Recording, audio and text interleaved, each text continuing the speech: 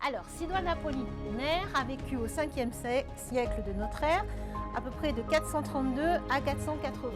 C'était un poète gallo-romain, c'est un des derniers illustrateurs de la poésie classique romaine, et surtout nous le connaissons à Clermont parce qu'il fut évêque de la ville à partir de 469 jusqu'à sa mort.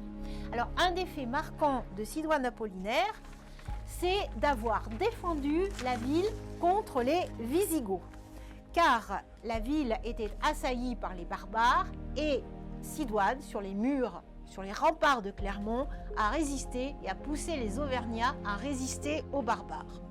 Donc, je vais vous lire un extrait d'une de ses lettres qu'il a écrite alors que l'Auvergne devait être livrée aux barbares. Il faut savoir aussi que Sidoine Apollinaire nous a laissé 147 lettres, dont beaucoup ont été retravaillées par lui pour la publication de son vivant, et 24 poèmes, dont 3 panégyriques à 3 empereurs successifs. Voilà donc ce qui nous a valu d'avoir bravé la faim, les flammes, le fer, la peste, d'avoir engraissé nos glaives du sang ennemi, de nous être exténués de jeunes en combattant. C'est par vos mains que passent les négociations. Ainsi donc, par tous les moyens possibles, rompez un traité de paix si honteux. S'il faut encore soutenir un siège, s'il faut combattre encore, endurer encore la faim, nous le ferons avec plaisir.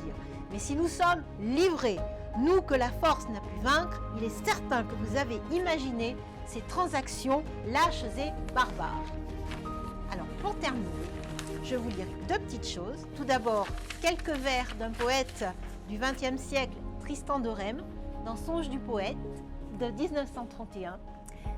Votre rêve, Sidoine, était-il différent quand vous faisiez des vers au milieu des Burgondes dans les nuits de Clermont-Ferrand?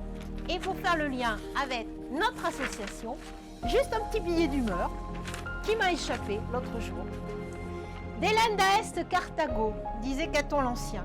Tout le monde sait que Carthage devait être rasée pour assurer la sécurité de Rome.